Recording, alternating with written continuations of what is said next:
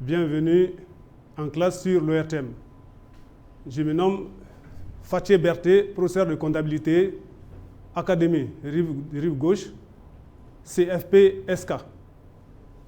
Alors, la leçon du jour va porter sur la division du grand livre. La division du grand livre. Le grand livre, vous l'avez vu en classe de première année, où on donne l'ensemble des comptes de l'entreprise. Et ici, dans ce thème, nous allons prendre la division de ce grand livre. Alors, ce thème est très important parce que vous avez constaté que dans le grand livre, on prend le 411. Le 411, compte client, et vous avez constaté qu'à la fin des clients, on met S. Ça veut dire que ce compte est ouvert pour tous les clients. Donc, c'est un compte collectif. C'est la même chose que le 401, où on met fournisseur S, c'est un compte collectif. Donc, ceci rend difficile la traçabilité des opérations avec chaque client ou chaque fournisseur. D'où l'intérêt de ce chapitre-là, cette leçon. Alors, le plan de la leçon. Dans grand 1, nous allons étudier les grands livres auxiliaires. En grand 2, les relevés nominatifs. En grand 3, nous allons étudier les comptes collectifs. Alors, grand 1. Objectif du cours. Donc, les objectifs, c'est quoi? C'est qu'au sortir de ce cours, l'élève doit être en mesure de présenter les grands livres auxiliaires, les relevés nominatifs et les comptes collectifs. Alors, la division du grand livre. Alors, on a dit que cette division, n'est-ce pas, du grand livre permet, n'est-ce pas, l'organisation de la comptabilité client et de la comptabilité fournisseur. C'est ce que je disais en haut précédemment, que lorsque vous prenez le 401, compte fournisseur, et vous enregistrez toutes les opérations par rapport à tous les fournisseurs, donc il y a un problème. L'entreprise peut avoir 20 fournisseurs, et dans le même compte, vous enregistrez, n'est-ce pas, les opérations concernant tous ces 20 fournisseurs. Donc, il y a un problème de traçabilité, un problème de lisibilité comptable par rapport à cette situation. C'est la même chose que les clients. Donc, dans ce cas, il faut organiser cette comptabilité pour permettre de voir plus clairement la situation de chaque client ou la situation de chaque fournisseur. Donc, la division du grand livre, n'est-ce pas, dans cette première partie, nous allons étudier les grands livres auxiliaires, clients, et le grand livre auxiliaire fournisseur. Alors, nous allons prendre les grands livres auxiliaires. 1. Le grand livre auxiliaire client. Donc, on a dit qu'il est composé de l'ensemble des comptes individuels des clients de l'entreprise. L'ensemble des comptes individuels des clients de l'entreprise. Donc, ça veut dire que si on a 20 clients, nous allons ouvrir pour chacun de ces clients un compte. Un compte. Par exemple, vous voyez ici, il y a le client Traoré pour qui on a ouvert un compte, le client Diarra pour qui on a ouvert un compte, Sidibé, Sissé et Silla pour chacun de qui, au nom de chacun de qui on a ouvert un compte. Donc, ça va nous permettre de savoir quelle est la situation à la date N, quelle est la situation de Traoré, quelle est la situation de Diarra, quelle est la situation individuelle de Sidibé, ainsi de suite. Donc ça va nous permettre une meilleure lisibilité de la situation des clients de notre entreprise.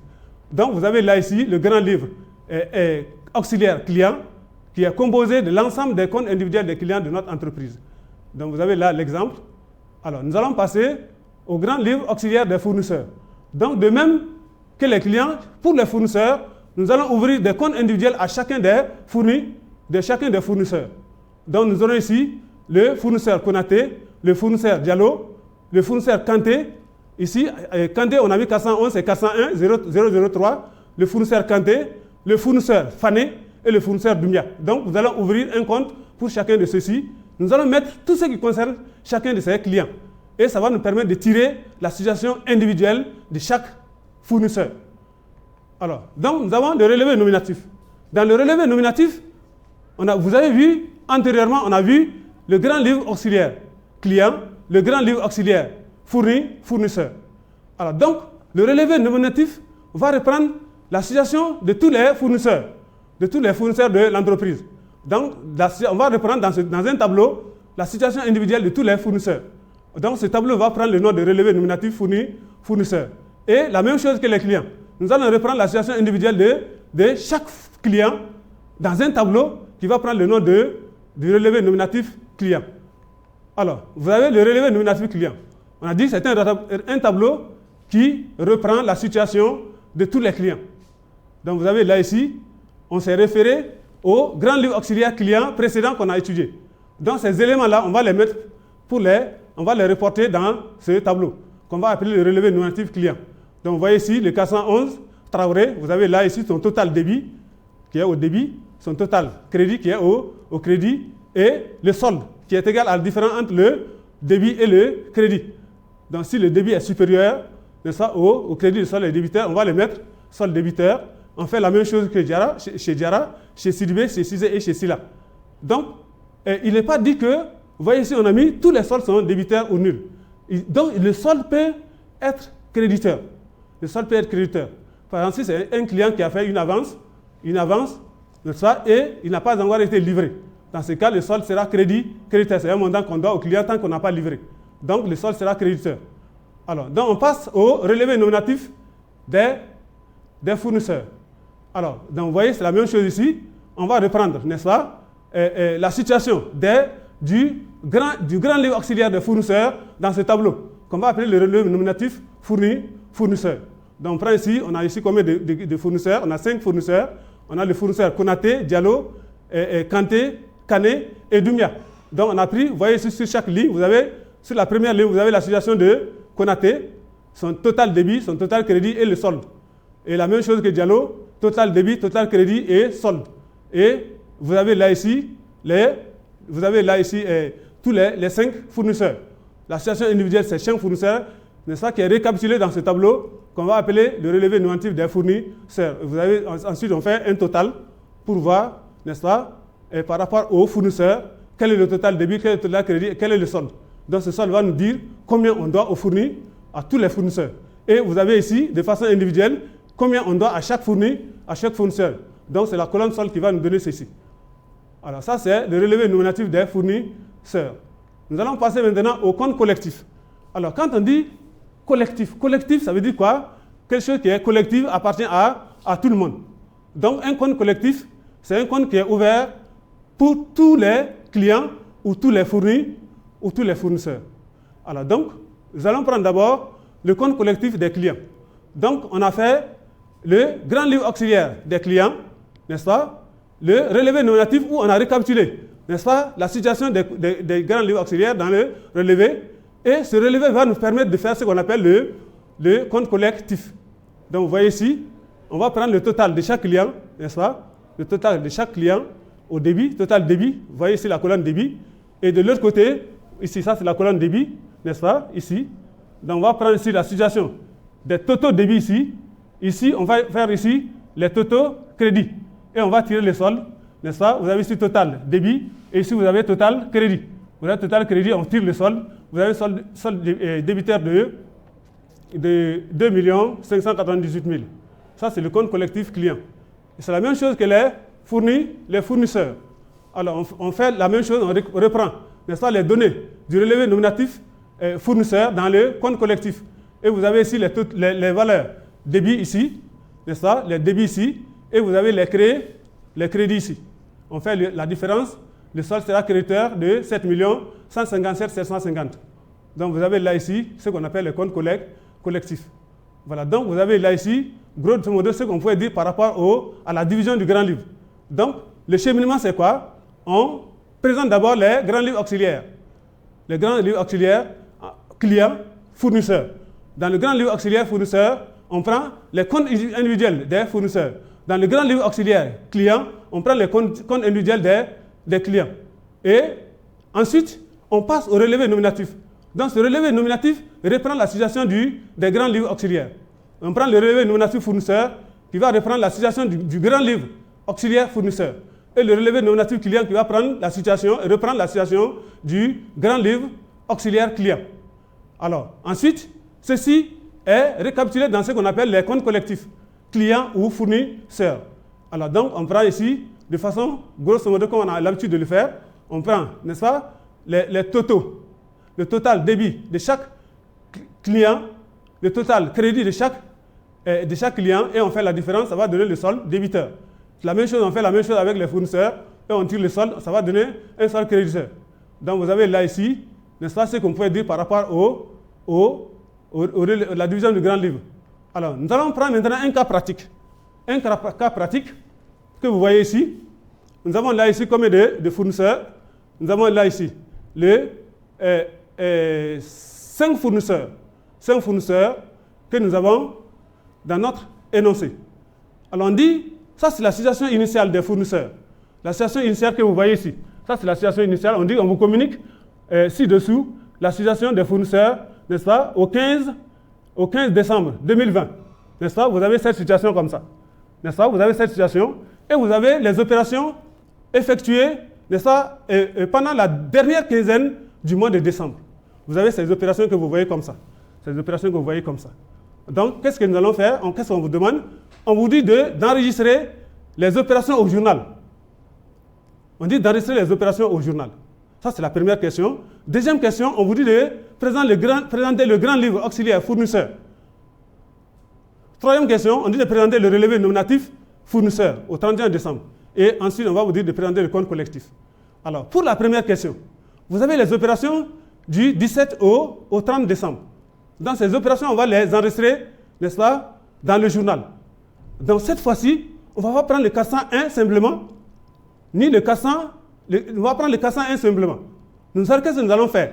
Nous allons prendre, par exemple, pour la première opération, ça concerne Diarra et Keita. Ça concerne Keita. Nous allons voir dans notre tableau le numéro de Keita. Donc, lorsque nous allons enregistrer l'opération par rapport à Keita, nous allons prendre son numéro. Le numéro de Keita, c'est quoi ici? C'est le 401-13. Donc, lorsqu'on va enregistrer cette opération, c'est le 401-13 qu'on va utiliser. Maintenant, pour la deuxième opération, nous avons le chèque bas, le chèque à bas. Donc, bas, son numéro, c'est quoi? C'est 401-10. Donc, pour l'enregistrement de cette opération, c'est ce numéro que nous allons prendre. Nous n'allons pas prendre 401. Nous n'allons pas prendre le 401. Alors, ensuite, nous allons faire la même chose avec chacun des fournisseurs que vous avez dans ces différentes opérations. Nous allons prendre le journal d'abord, la première question. On va répondre ensemble à la première question. Alors, nous avons là ici l'enregistrement. Première opération, nous allons un peu revenir en arrière. Alors, qu'est-ce qu'on a dit? Alors, on dit le 17. Le 17, facture numéro 68 de Keita. Marchandise, 500 000, remise 10% et TVA 10%. TVA 10%. Bon, ça c'est une erreur du taux. Alors maintenant, qu'est-ce que nous allons faire? Nous allons présenter la facture, on va faire les calculs. Donc nous allons prendre la valeur de la marchandise, on va appliquer les 10% pour avoir la valeur de la remise, on va calculer le net commercial, on va calculer la TVA et on va chercher le net à payer. Alors, comment est-ce qu'on va enregistrer ceci? Voilà, vous allez voir ici. Donc, vous avez là ici 601 achat de marchandises, c'est ça qui sera débité du net commercial. Le 445, lui, il sera débité de 81 000, c'est-à-dire la valeur de la TVA. Et le 401-13, ça c'est le numéro de Keita, n'est-ce pas, fournisseur Keita, donc qui va être crédité du net à payer. Voilà, vous avez là ici cette opération. Alors nous allons encore revenir en arrière pour la deuxième opération. Alors nous avons là ici, deuxième opération c'est quoi? Chèque, on dit chèque numéro 1002 à bas. Ça veut dire que ce chèque a été adressé à bas. On a payé bas avec ce chèque-là. Alors comment est-ce qu'on va enregistrer ceci? On sait que le numéro de bas, c'est quel numéro? C'est le numéro 401-10. Alors comment est-ce qu'on va enregistrer ça? Le 20. Alors vous voyez ici le 20. Le 20, alors 401-10. Fournisseur bas, on l'a payé. Donc on va solder sa dette en la débitant. Donc le 401 10 fournisseur bas sera débité de 210 000 et on a dit que c'est par chèque. Donc la banque va être créditée de 210 000. Ça c'est la deuxième opération. On passe à l'opération du 22. Donc nous revenons toujours en arrière. Alors le 22, qu'est-ce qu'on a dit? Alors on a ici avoir à 50 de Diarra, à rabais 45 000, TVA 18%. Donc on va faire les calculs. Nous allons prendre le rabais et nous allons appliquer la TVA dessus. Et on va chercher le net à déduire. Et comment est-ce qu'on va enregistrer ceci? Alors, vous allez voir ici le 22. Alors, le 401-12, ça c'est 401-12, ça c'est le numéro de Diarra. N'est-ce pas? Lui sera débité du net à déduire. Et le 79, rabais remise ristourne obtenu sera crédité de la valeur de la réduction et le 445 sera crédité de la valeur de la TVA. Alors, opération du 25. On va revenir. Le 25, qu'est-ce qu'on a dit? Acceptation, traite R20 de Traoré pour solde. Traoré pour solde. Traoré, c'est 401,14. On dit pour solde. Donc, il faut d'abord chercher le solde. Le solde sera égal à quoi? À 259 000 moins combien? Moins 39 000. Donc, ce qui va nous donner 220 000. Donc, ça veut dire que la valeur, n'est-ce pas, de la traite sera égale à 220 000. Alors, comment est-ce qu'on va enregistrer ceci? Alors, donc, nous allons voir ici la valeur de la traite. Vous voyez ça ici, le 25. Alors, on a débité le 401,11, qui est le numéro de Traoré, n'est-ce pas, sera débité de 220 000. Et le 402, c'est un effet à payer, qui sera crédité de 220 000. Alors, ensuite, on va prendre la dernière opération, qui est l'opération du 30. Alors, qu'est-ce qu'on a dit le 30? Le 30, on dit règlement, n'est-ce pas, en espèces de la somme due à 6C, après l'escompte de 3%. Donc, on va calculer d'abord l'escompte et on va voir la valeur réelle qu'il va régler. On va faire le calcul et ceci va nous donner l'écriture que nous avons ici. Alors, donc, nous aurons ici le 401,14, n'est-ce pas, fournisseur 6C, ici.